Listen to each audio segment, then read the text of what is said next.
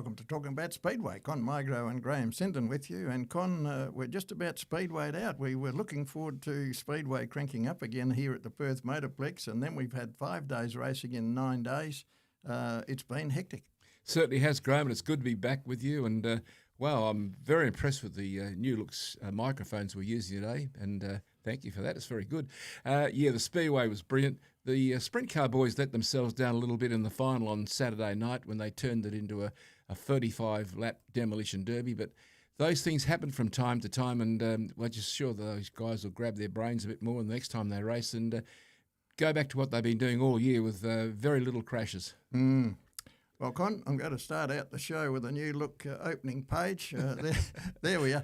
The fellow that sent this to us, young Matt, I don't know what he was thinking about, Con. I don't even have a moustache. Look at that. And he's only got 3 fingers on me. Yeah, and I thought I was better looking than you, Graham's.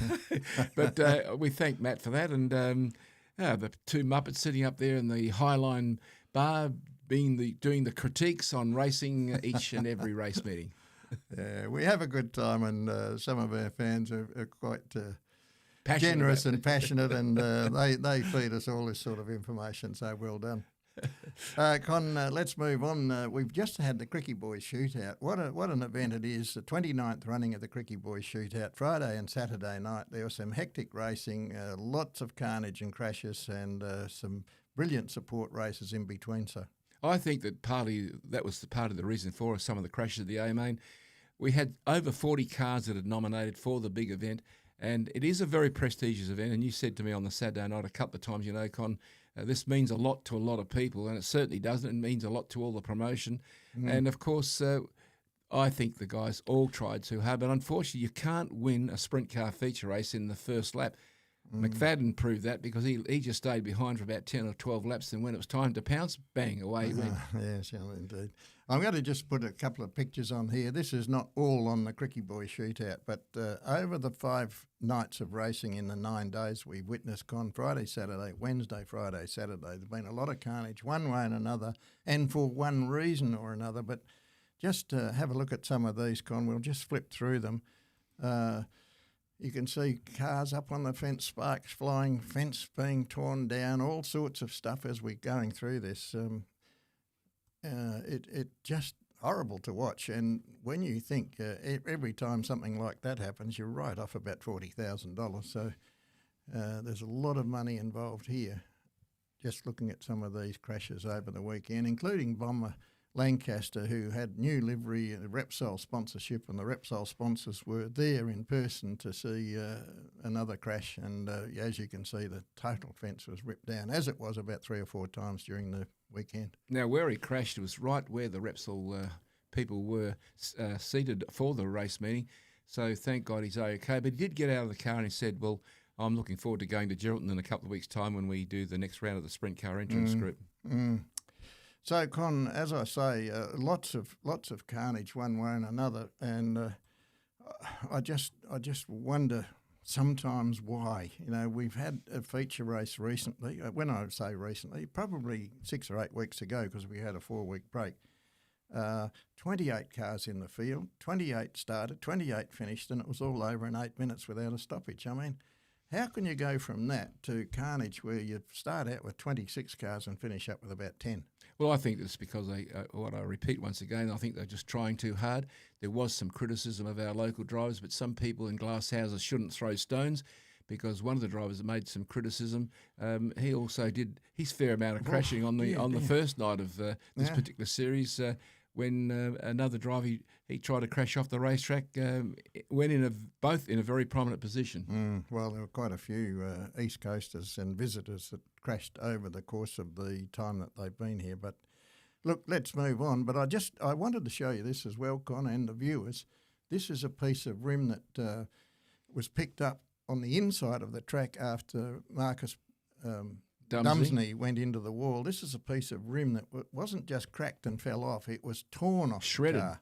And you can see the big shards of magnesium, aluminium, whatever that material is. But it takes a fair bit of force and damage to do that to a race car, Con. And also, just as I'm talking about Marcus Dumsney, I believe he had 2 cracked ribs. He's now back in New South Wales and no doubt recouping. But he certainly did an unbelievable crash because it was right at the end of the main straight. He hadn't even turned when he crashed virtually. Now, after all of that and fence being torn down, as it was about 3 or 4 times, I haven't seen the fence being torn down for 3 or 4 years, and all of a sudden it's been torn about 4 or 5 times over the last number of weeks. But I want to show you this as well, Con, and our viewers.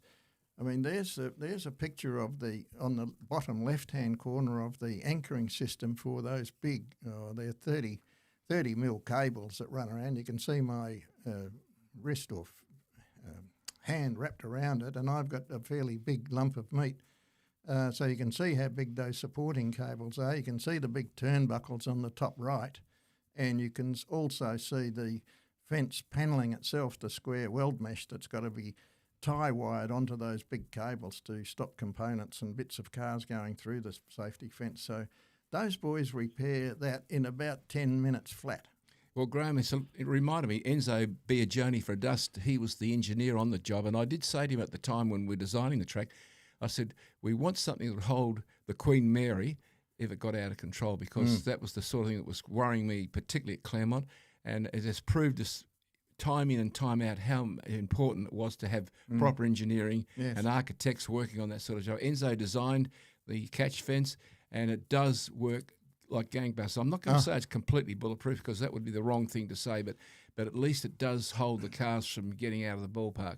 Absolutely. And of course it is a 5-star rated safety fence by Speedway Australia, so it's the best quality fence that you can have, and those boys look after it and repair it and maintain it when it is damaged. And they do it in quick time, so the fans can still enjoy a good night's racing without watching the fence being repaired. We even had Richard Hathaway, the photographer, started to join on Saturday night. He must have forgotten he was the photographer for a few seconds. So here we are, Con, getting back onto some serious racing. Dane Kingshot won the feature of night one. It was a brilliant piece of driving. He set himself up right from the word go. He qualified second in his group, I think. He was a bit lucky in the heat race where I think Justin Whittle was disqualified. No, well, not disqualified, but he was penalised back a couple of spots, and so Dane moved up to pole, and he subsequently won that, and then he won the A-Dash. So he was on the pole for the feature race, but he took full advantage of it and drove particularly well, albeit that his engine was totally knackered at the end of the race, so much so that he shut it down before it fully failed. So very lucky to complete the 35 laps. Well, I was talking to Ryan Krikke during the Saturday as they built up to the final, and he said that the motor started to go off about 5 from home, and 3 from home it was rattling, and it's why Dane went straight across the line and immediately shut it down, but the damage was too much, and they put their spare motor in. And then I was talking to Julie Krikke after the meeting on Saturday night. She said, that's the motor that Dane doesn't like. so he was probably a bit of a hiding to nowhere when it came to the final. Yeah.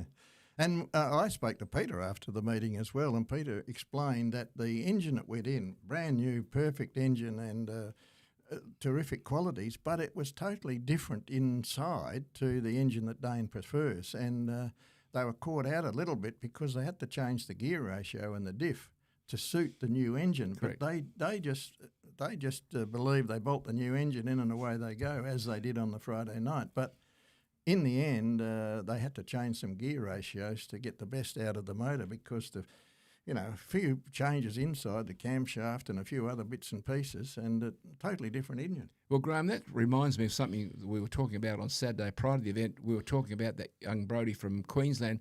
He did the maintenance at the track on the Saturday, and it was meticulous what he was doing, and we were quite amazed because he stripped virtually everything down that was outside on it and checked everything over, look at the fine tooth comb. So, yeah, these motors are, well, they are just so important and they're so expensive, so you've got to make sure you do your homework with them, don't you? Absolutely.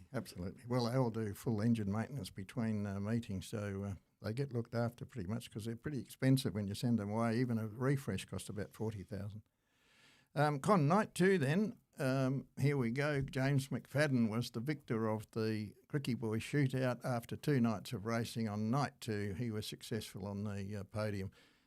Alongside of him, of course, Aaron Rutzel, the American in the Monty Motorsport car, and Lockie McHugh in the Diamond Bay Motorsport team. And talking about drivers that have luck, they say an ounce of luck's worth of fortune. Alan Rutzel, I think, 50,000 times over the 3 nights, Wednesday, Friday and Saturday, trying to knock the fence down, particularly in front of us because he bounced off the wall. And the car must have weighed a ton. But, wow, he's an awesome driver. And I can see why in America he's a big favourite. He's now moved from Texas. He lives in Knoxville, not far from the Knoxville track, and also the Sprint Car Hall of Fame. But yeah, these guys were really out there trying very, very hard last Saturday night. Con, we'll take a quick break and we'll be back right after this. At Maddington Toyota, we're all about great deals, value, quality and service. Head to our website for quality new, demo and pre-owned vehicles with videos so you can find your perfect car. We can organise the details by phone and email and deliver the car right to you. Check out the entire Toyota range, plus a huge selection of pre-owned vehicles, all backed by our real commitment to great service. Maddington Toyota, great deals and great service. Oh, what a feeling. So welcome back to talking about Speedway, Con, and after the wash-up of the Krikke Boys Shootout Friday and Saturday night, the Wednesday night there were no points for the Maddington Toyota Sprint Car Series, but let's just now have a look at the point situation after the Krikke Boys, and there we are, Dane Kingshot still in the lead. Yeah, with 2.418, Callum Winston in second place with 2.310, Kaidon Brown 2.298, Daniel Harding 2.236, and Jason Kendrick 2.206.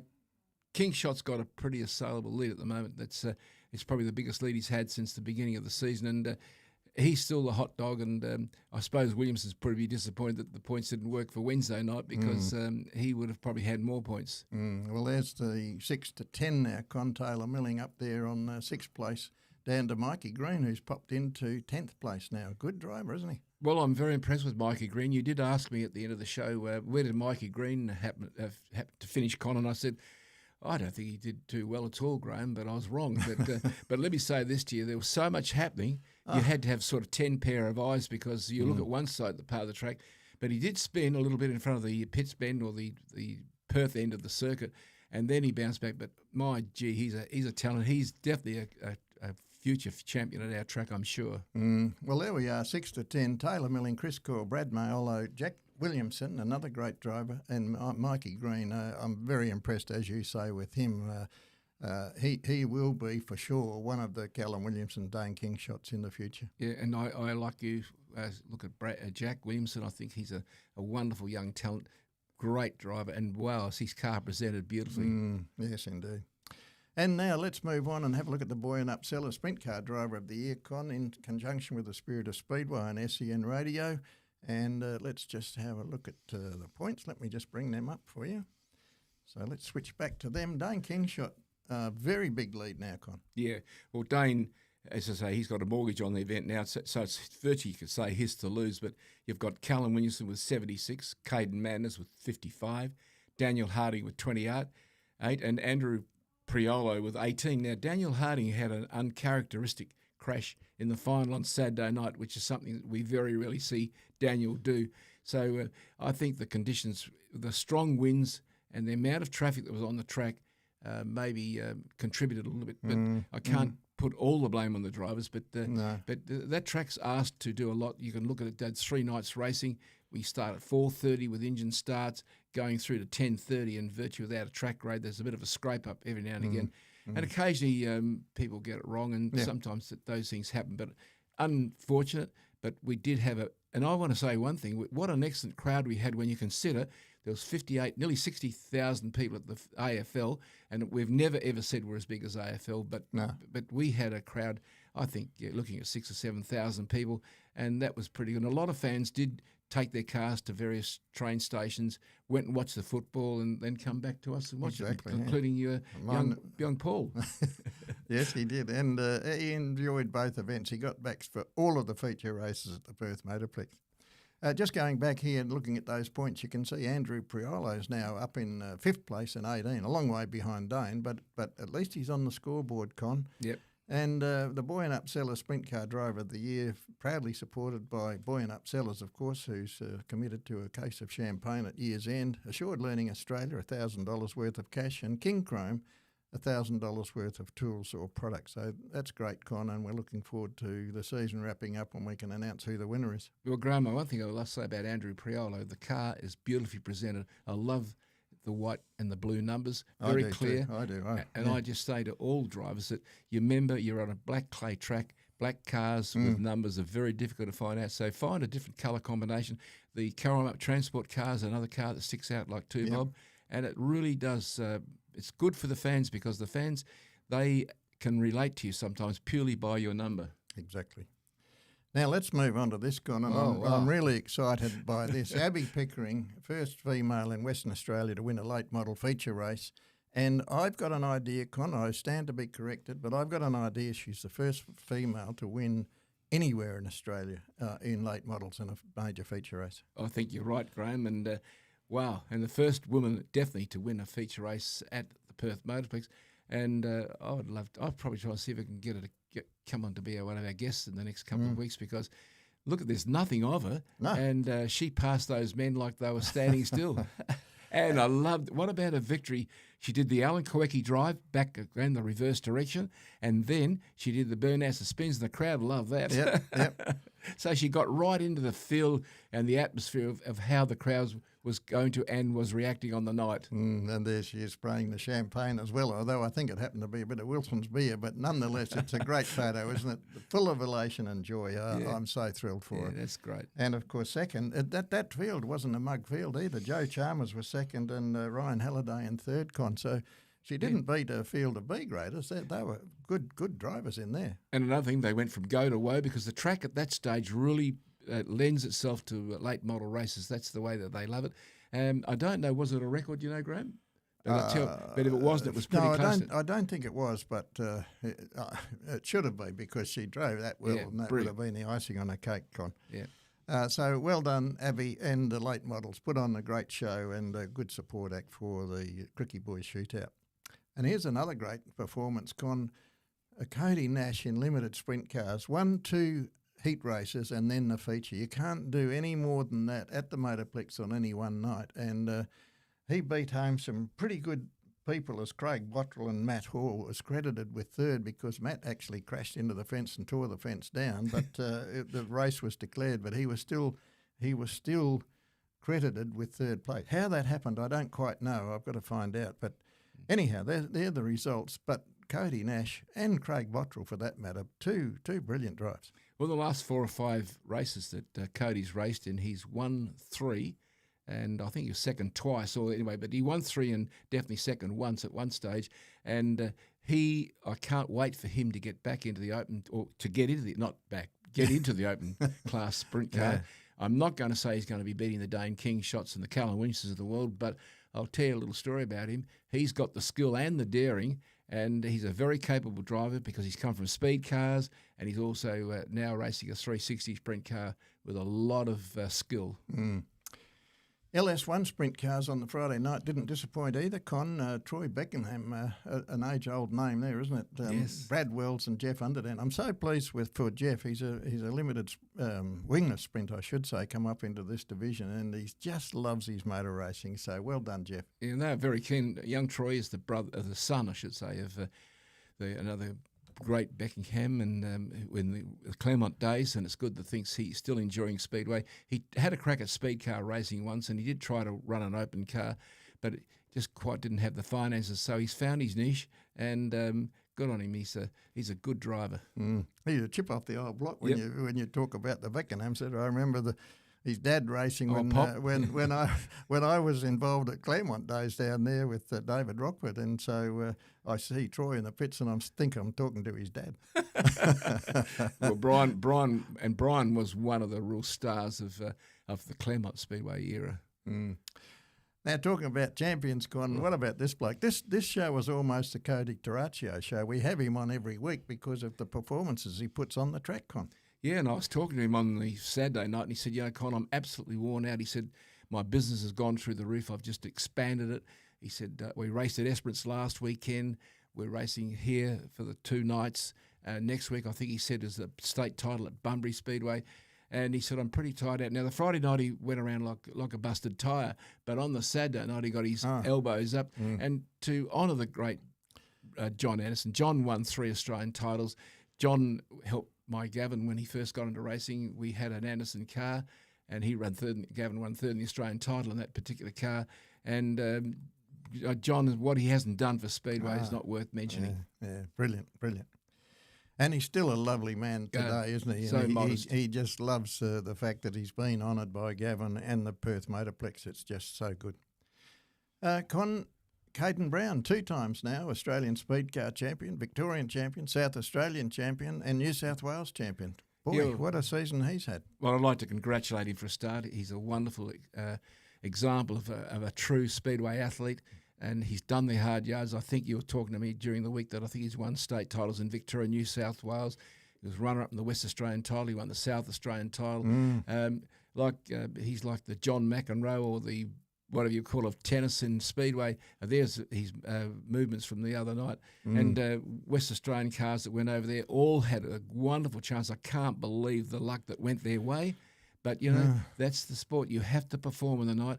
Now, Tom Payette, who we'll talk about soon, but he, for the second year running an Australian title, when he had the car that probably was capable of winning, bad luck fell on his shoulders. Well, on the Friday night, I beg your pardon, he bombed out because I think he had a couple of seconds in heat races, but then he cut a tyre in the feature race and spent the night on the grass. Saturday night he came out, he had 2 heat wins on the trot. He moved from 16th position to 4th on points. Then he came out, won 2 pole shuffles, which positioned him in 3rd position in the feature. And while in 2nd place, had a flat tyre. He didn't cut it out, but a flat tyre on lap 9, which ended his night on the grass as well. So, oh dear, what's he got to do? And what's Graeme got to do to pull off an Australian Championship as a team owner? Well, it's the second year in a row a puncture has cost Tom Payette a position in an Australian title, and it is devastating. And Graham Jones, we know, has done so much for speed cars and also himself a wonderful race car driver. It was Keenan Fleming over there. Nicholas Rowe, I generally thought at my heart of hearts that the kid was going to do really well. I don't know what happened to young Aaron, but yeah, generally overall it was a disappointing for West Australia because we have been to the fore in Australian speed cars for so long with the likes of the Keith Bands. We've had the Jeff Pilgrims, the John Fentons, the Graham Jones, you know, Dane King shots. We've had some wonderful, and we've still got some wonderful speed car drivers, but luck has evaded us in the Australian title for the last couple of years. Con, I have to say this, it was a great pity that the Australian Speedcar title was on exactly the same night as the Krikke Boys Shootout. And the reason I say that is because Kaidon Manders is a brilliant Australian speedcar driver, but he was totally committed to Krikke Boys in the sprint car racing in Perth whilst that event happened in at Simpson Speedway. Yeah. Now, what I'm suggesting, if he was to take the Dan Golding speed car across there, what might have been, Con? Yep, you're dead right. You've knocked the nail right on the head, Graham. It is unfortunate, and this is something I think that we should look more scheduling to be looked at, particularly for blue ribbon events like that. Even, I suppose, the Motorplex clashing against the AFL on Saturday night. But we'll always have a speedway night that'll clash with something else that's big in your town, won't you? Would be, should be, could be. But the reason I say that, Con, is that Kaidon Manders regularly beats Kaidon Brown at the Perth Motorplex when he comes across and drives a Travis White car. Correct. They're both brilliant drivers, don't get me wrong, but that would have been the clash of the season, I think, in the Australian Championship had Kaidon been across there. Notwithstanding that Tom Payette in the Graham Jones car is also equal and up to the task. There's no question about the car or Tom's ability, but bad luck just follows him. Oh, dear. It was just heartbreaking. Yeah, but his turn will come, and I think that you'll find that Graham Jones is not a quitter. So, no. And I bet you my bottom dollar that Graham would also be driving back to West Australia now, planning his next move on the assault on the rest of this season and next year's title. Moving on, Con Sports Radio, 91.3 Sport FM. Let's talk Speedway, Wednesday afternoon at 1 p.m. So if you can, tune in. I mean, the more support we get, the more people listen to Speedway, the better the sport is. So the show, I should say, has good ratings, and it does so because people, our viewers, tune in. So we urge you to do so and keep doing so. Hey, Graham, I'm amazed at the people. So as you know, I'm a world-class bowler. It's yet to be discovered. But I'm amazed at the people that come to me and say to me, and these are guys that don't go to the Speedway, in the lawn bowling world I'm talking about, and they regularly listen to our show. So that's amazing. So all those bowlers out there, g'day. Yes, indeed.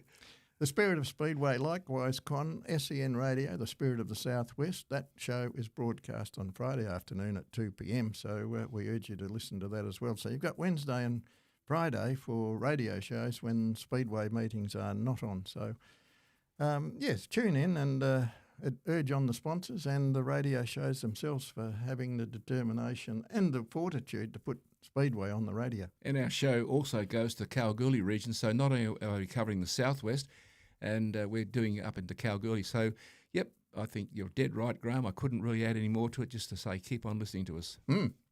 Well, Con, that's all we have for this week's show. We'll do it all again next week, albeit we won't have motor racing at the Perth Motorplex, and we're moving now towards the Geraldton City Speedway, where we'll have 2 nights of racing on a Friday and Saturday night. Yeah, looking forward to it, Graham, and good to be with you once again, and we're going to have a really restful week ahead of us. So thanks for tuning in. We'll do it all again next week. Bye for now.